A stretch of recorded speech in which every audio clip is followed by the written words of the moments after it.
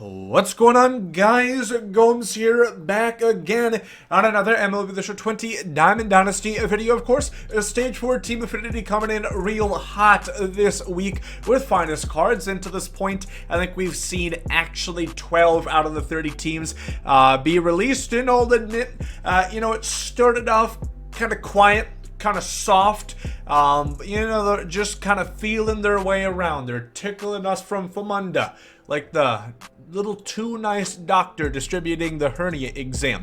But they are heating up, which we'll go over all that and more, and also talk about how I think maybe classic finest stuff is going to be orchestrated within here. You guys know the drill. Leave a like down below. That would be very much appreciated. Subscriptions are also welcome here. We'll take all that I can get, so make sure to deliver those bad boys. Let's get into this one, though. We're going to start going over all the players, and why not start with the team that nobody's really cared, give a shit about.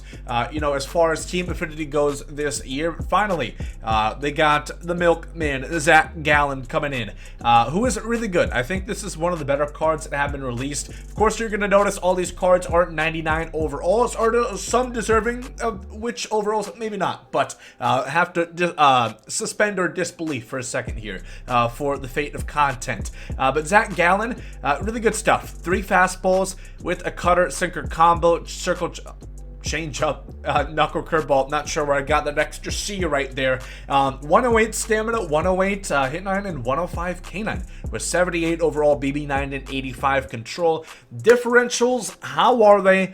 Not particularly great, except for the cutter. Not a huge discernible difference on the four seam to the sinker, but on the cutter, abso-fucking-lutely, which is something that we are looking for here. Then good breaking ball with the knuckle curveball. I think this is going to be a very good pitcher to use. It's always tough to say just based on paper, but I do like what I'm looking at here. Moving on to the next one, we have Anthony Slam Tander for the Baltimore Orioles, which, let's be fair, to this point, the Orioles Team Affinity has been synonymous with the wet fart that you rolled the dice on and maybe you shouldn't have. All right, look at stage 3. The 99 Jim Palmer's like the Mariners in October. You don't see them. Anyway, Stan Tander, this is one of the better ones. Again, this is kind of ironic, but some of the worst teams, I know the Orioles kind of had to come up this year, which I think they're going to be pretty good in the next couple years. Are the Rays worried? Absolutely not. They're going to continue to make the playoffs and not do shit. Just get my hopes up and leave me with blue balls every single season. But pretty good stuff. 115, 110 power, 102 contact against righties. The downsides, the 56 speed in the outfield. Definitely want to make sure that you keep him at a corner and probably have somebody really fast at center field. Maybe like Mickey Mantle Trout. You don't need much more than 90 speed, but to help him out when he can't get to those balls and the gaps. And then the 69 contact against lefties. It's a nice amount of contact, but is it good enough to really fit the bill? I think so. He has good vision and 110 power. I think you can make the sacrifice there. He's going to have diamond defense with a sustainable arm in right field, gold defense at left field, if so may choose.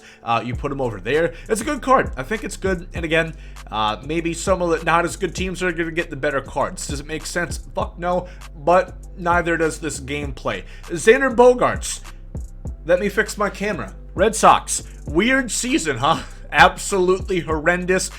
What's the reasons why? Of course, you had Eduardo Rodriguez, who didn't play all season. Chris Sale didn't like the uniform set with the Nike symbol, so he refused to play. But Xander Bogarts was the best player. I honestly think Verdugo should have gotten it, but it makes sense that they give it to Xander here.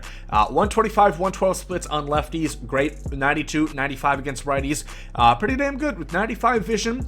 Of course, not known for his defense. But he's going to have 74, which isn't particularly great, but it is not particularly bad either. So it falls in a nice little happy medium, which is going to be usable. And that's really all you're looking for as far as defense goes. Typically, you're going to want to prioritize offense because games typically just come down to slugfest at the end of the day. 68 speed, I think it's a good overall card. Can play him at second and third. Still going to retain a silver shield with 82 arm strength, which is fine. It's good. So pretty decent card. The Red Sox just kind of at a middle tier. All the Red Sox Team Affinity cards to this point, Devers, Dahlback, and Dwight Evans, they've all, and this one too, Xander Bogarts, have all had the same feel. Like if it was a girl on Tinder, you'd be like, I guess I'd fuck her. I don't know. It's decent. It's passable. Lourdes Aguilar Jr. for the Blue Jays here. Thought it might be Teoscar. It makes sense that he already got a good card. Why not give it to Lourdes Aguilar Jr.?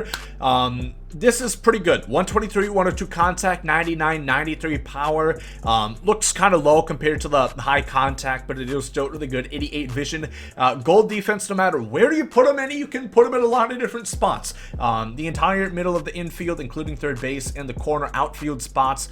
He's going to have 96 arm accuracy. Doesn't matter whatsoever, but he does have it. 56 speed as well. Not particularly great to have in the outfield, but there is worse options. I do like his swing a lot, though. He's got POTM cards in the past. I think it should play pretty well. Moving on to Jeimer Candelario, perhaps the most the most well looked for, the most sought after one that we were hoping was going to get a finest card, and he's actually not bad. He's a first baseman. He's going to have silver defense at third. Of course, first base is a traffic jam, more or less. Not quite as much as the outfield, but close. 125, 105 splits against lefties, 99, 87 against righties, 80 plus vision. Not bad. Again, low speed. He is a switch hitter, though, which is going to make him a lot more interesting. Again, I don't think this is a card that you're going to have to go after. I'm going to get it regardless, but I don't know. Interesting, I suppose. David Fletcher. Will the David Fletcher fan club please report in the comment section for duty? Been missing y'all.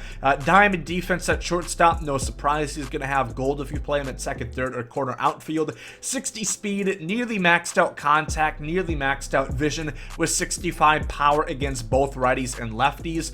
I don't know. These cards are always hard to pick up on how good they're going to be. I use a guy like Tony Gwynn. He's good for a while, but he also can't be counted on for that late game home run, which kind of sucks. It could be a good card. It could be a single machine, which is not necessarily a bad thing. If you really prioritize defense at shortstop, I think you probably still want to get Tatis, but, you know, this card is there for it.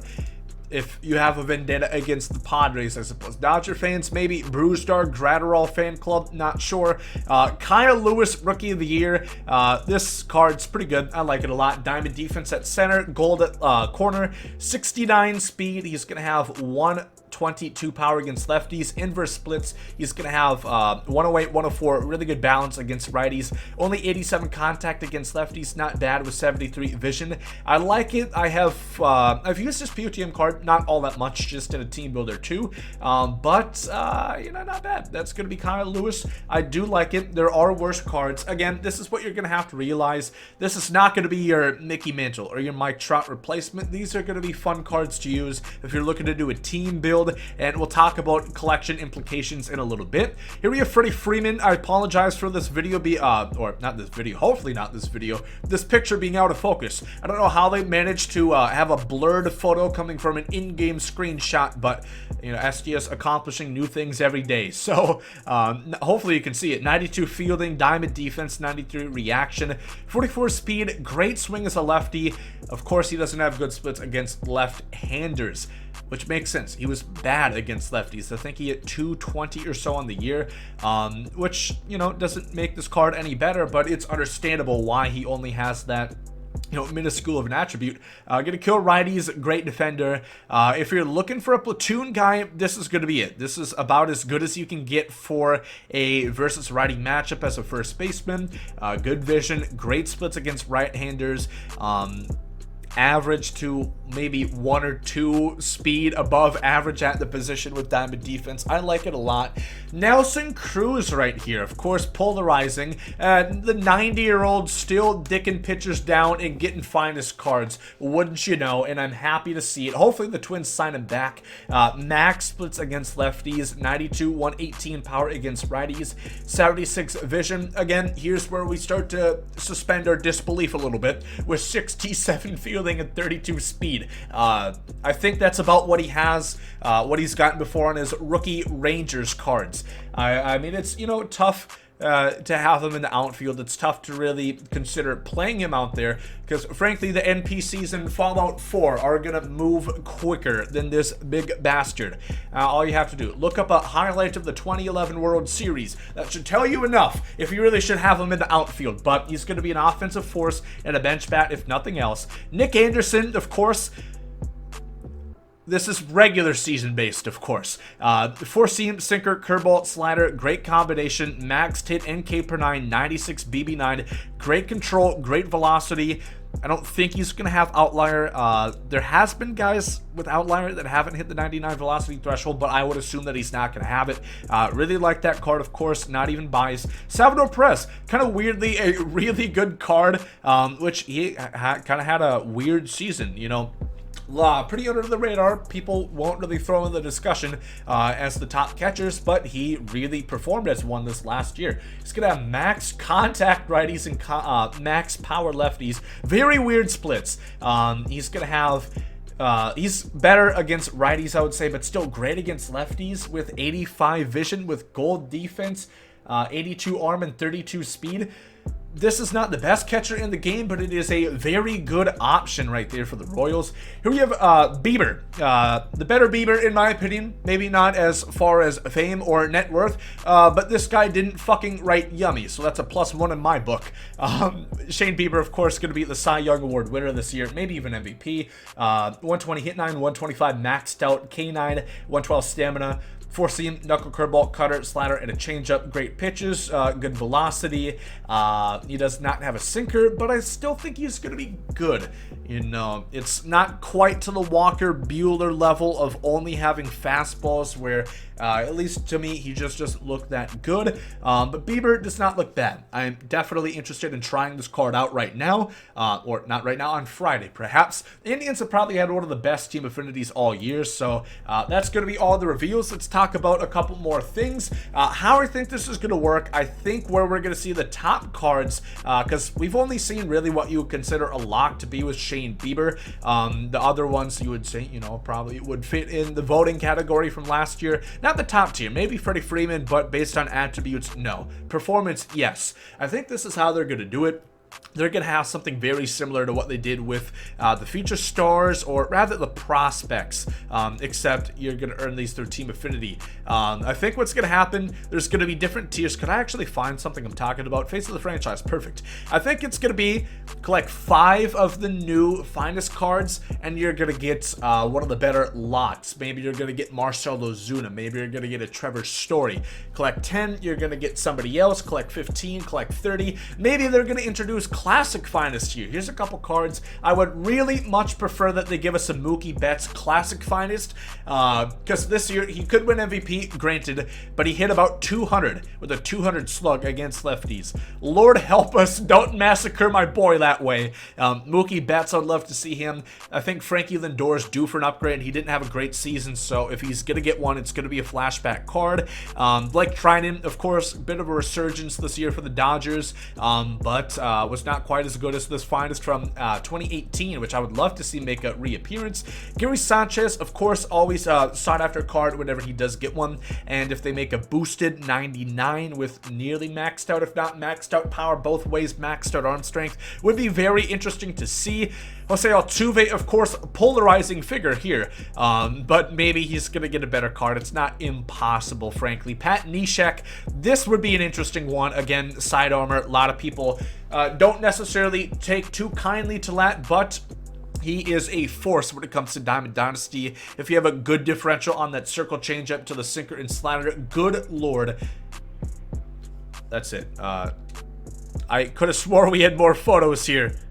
Okay. Garrett Cole, I don't think he's going to get a finest from this year. I'd rather see him get one from last year because he was better than he was with the Yankees in this season. So dominant. Surprised he didn't win the Cy Young with the Astros. And then Arenado, another guy that I think maybe could get a finest card that I would actually enjoy using. So that's what I think is going to happen most likely. It's probably going to be either classic or some of the locks that we're going to see.